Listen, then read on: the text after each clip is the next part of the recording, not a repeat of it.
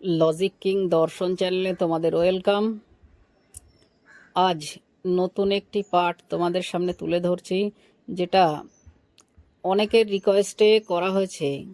যারা 2026-এ মাধ্যমিক দেবে, বিশেষ করে 11-12-এর যে পাঠ চলছিল তার মধ্যে আমাদের এই ইতিহাসের সাজেশনটা দিতে বাধ্য হলাম। অনেকের রিকোয়েস্ট ছিল 2026-এ যে ইতিহাস পরীক্ষা, অনেকে হয়তো মানে কোশ্চেন প্যাটার্ন জানো না, তাদেরকে একবার বলে দিই যে 90 নম্বরের তোমরা যে লিখিত পরীক্ষা দেবে 2026-এ, যারা নতুন মাধ্যমিক দেবে আর কি, যেমন তোমাদের থাকছে 36টা এমসিকিউ থাকছে। 36টা এমসিকিউ বিভিন্ন পাঠে থাকবে, যেমন শূন্যস্থান পূরণ থাকবে, এক কথায় উত্তর থাকবে, হ্যাঁ, শুদ্ধ অশুদ্ধ থাকবে, ডান দিক বাঁ দিক মেলানো থাকবে, অপশান চুজ থাকবে। এই ধরনের কোশ্চেন কিন্তু তোমাদের 36টা থাকবে।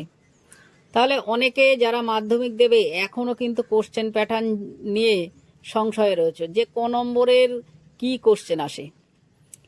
এইটা আমি আজকে পরিষ্কার করে দিচ্ছি তোমাদের সামনে। 1 নম্বরের কোশ্চেন আসবে 36টি, 36 নম্বর।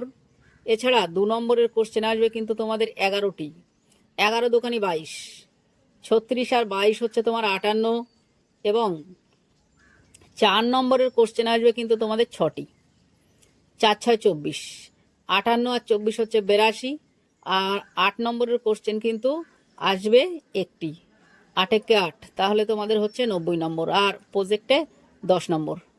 তাহলে ইতিহাস যে কোশ্চেন প্যাটার্ন আসবে আশা করি বোঝাতে পারলাম। এইভাবে কিন্তু তোমাদের কোশ্চেন আসবে। তাই আজকে তোমাদের সামনে আমি কিন্তু 4 এবং 8 নম্বরের কোশ্চেনটা নিয়ে আলোচনা করছি। এমসিকিউ এসএকিউ মানে দিতে পারলাম না। তোমাদের যদি কারো কোনো সমস্যা থাকে তাহলে কমেন্ট করো, তাহলে এমসিকিউ এসএকিউ দেওয়ার চেষ্টা করব। বিশেষ করে বড় কোশ্চেন যেগুলো 4 বা 8 নম্বরের কোশ্চেন আসবে সেইগুলো তোমাদের সামনে আজকে তুলে ধরছি। আশা করি এই কোশ্চেনগুলো পড়লে তোমরা কিন্তু প্রত্যেকটা কোশ্চেন কমন পাবে।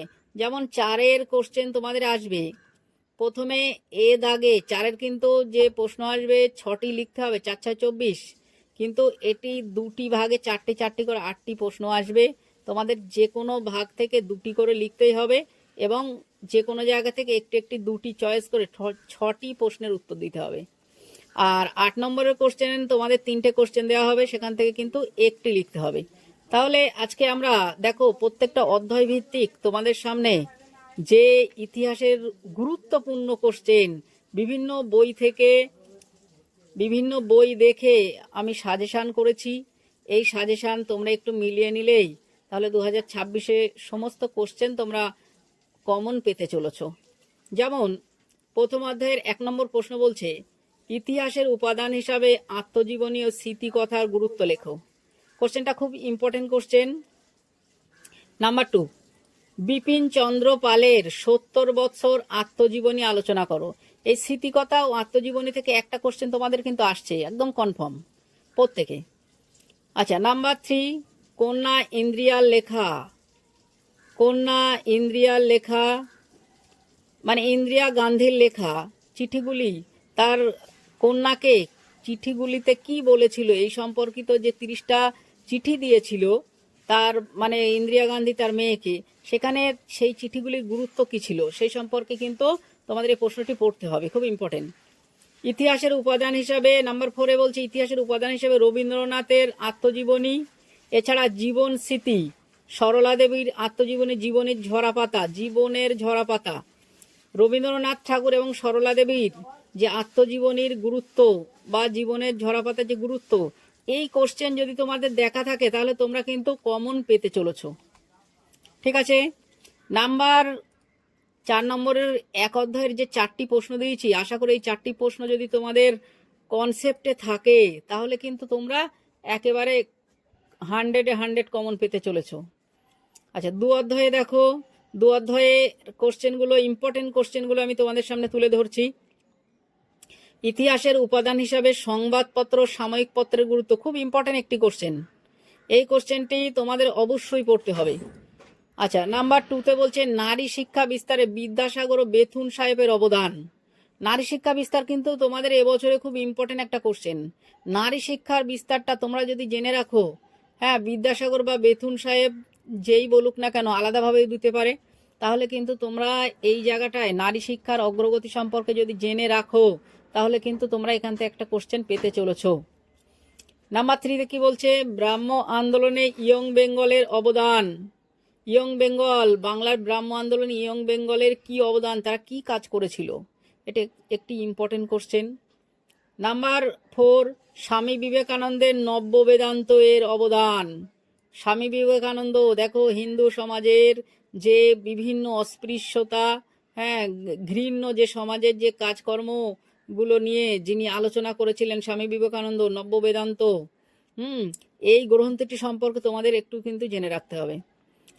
নাম্বার 9-এ কি বলছে চিকিৎসা বিদ্যায় কলকাতা মেডিকেল কলেজের অবদান। চিকিৎসা বিদ্যায় কলকাতা মেডিকেল কলেজ কি অবদান রেখেছে, কি কাজ করে, এগুলো কিন্তু তোমরা জানো, তারপরে একটু দেখে রাখলেই কিন্তু তোমরা বানিয়ে লিখতে পারবে না।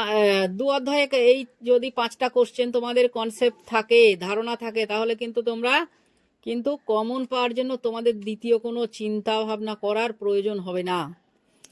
আচ্ছা, 3 নম্বর অধ্যায়ে কি বলছে, 3 নম্বর অধ্যায়ে বলছে টিকা লেখো সাঁওতাল বিদ্রোহ ও কোল বিদ্রোহ। দেখো সাঁওতাল বিদ্রোহ, কোল বিদ্রোহ টিকা যদি তোমাদের জানা থাকে, অথবা সাঁওতাল বিদ্রোহের কারণ, কোল বিদ্রোহের কারণ একটু দেখে রেখো, তাহলে তোমাদের সুবিধা হবে।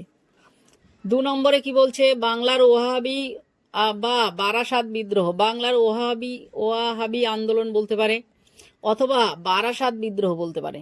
তাহলে এগুলো টিকা হিসাবে দিতে পারে যে ওয়াহাবি আন্দোলন অথবা বারাসাত বিদ্রোহ, অথবা বাংলার ওয়াহাবি আন্দোলন বলতে কি বোঝো বা বারাসাত বিদ্রোহ বলতে কি বোঝো। খুব ইম্পর্টেন্ট কোশ্চেন, এটা স্টার দিতে পারো।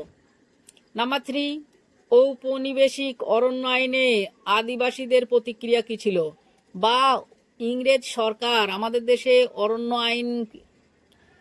আইন কি করেছিল, বা অরণ্য আইনে কি উপদেশ দিয়েছিল, বা তারা অরণ্যের ওপর কি নিষেধাজ্ঞা জারি করেছিল, কেন করেছিল। খুব ইম্পর্টেন্ট একটা কোশ্চেন। আমরা 3 অধ্যায় থেকে তোমাদের কিন্তু মাত্র 3টি কোশ্চেন দিয়েছি। এই 3টি কোশ্চেন তোমাদের কনসেপ্ট থাকলে তোমরা কিন্তু কমন পেতে চলেছো।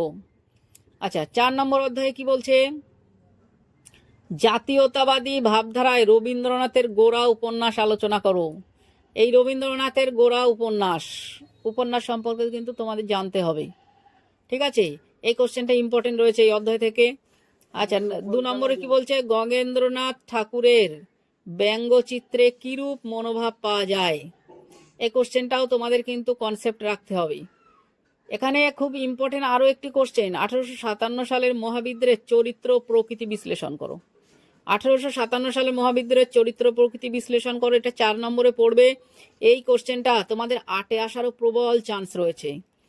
তোমরা এই কোশ্চেনটা কিন্তু 4 বা 8-এ একদম পাবে, স্টার দিয়ে রাখো, ঠিক আছে। খুব ইম্পর্টেন্ট কোশ্চেন। তাহলে 4 অধ্যায়ে 3টি কোশ্চেন যদি তোমরা পড়ে রাখো, তাহলে কিন্তু তোমাদের দ্বিতীয় কোনো টেনশন করতে হবে না। 5 অধ্যায়ে কি বলছে মুদ্রণ শিল্পের বিকাশে শ্রীরামপুর মিশনের অবদান আলোচনা করো। শ্রীরামপুর মিশনের অবদান খুব ইম্পর্টেন্ট কোশ্চেন।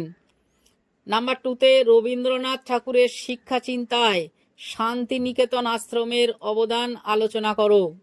শান্তিনিকেতন আশ্রম, এখান থেকে প্রশ্ন আসবে। শ্রীরামপুর মিশন এবং শান্তিনিকেতন আশ্রম, এই দুটো থেকে কিন্তু তোমরা কোশ্চেন পেতে চলেছো, বড় কোশ্চেন একটি পাবেই।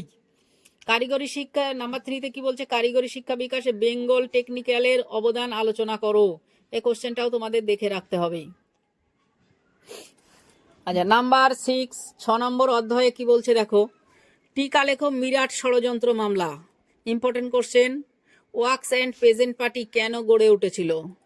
কোশ্চেন, এই কোশ্চেনটা কিন্তু ঘুরিয়ে দিতে পারে। ওয়ার্কস অ্যান্ড পেজেন্ট পার্টি কেন গড়ে উঠেছিল, ওয়ার্কস অ্যান্ড পেজেন্ট পার্টি সম্পর্কে তুমি কি জানো, ওয়ার্কস অ্যান্ড পেজেন্ট পার্টির কি প্রয়োজনীয়তা ছিল।